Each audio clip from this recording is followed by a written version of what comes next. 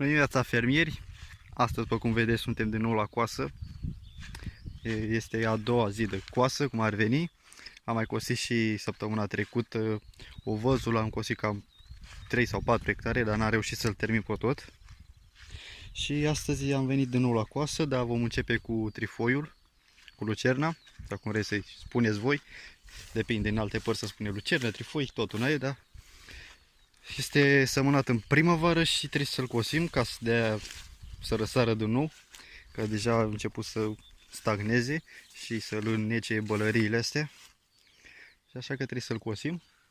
După vom continua iar cu ovăzul, că mai avem un hectar și ceva și cam gata.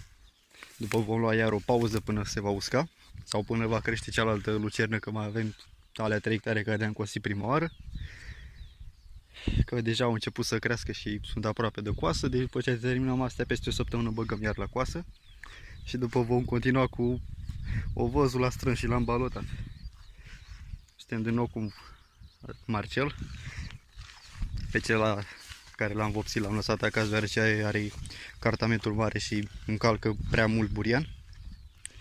Ăsta calcă puțin mai puțin, care cartamentul mic, are roțile întoarse. Deci, hai să-i dăm drumul.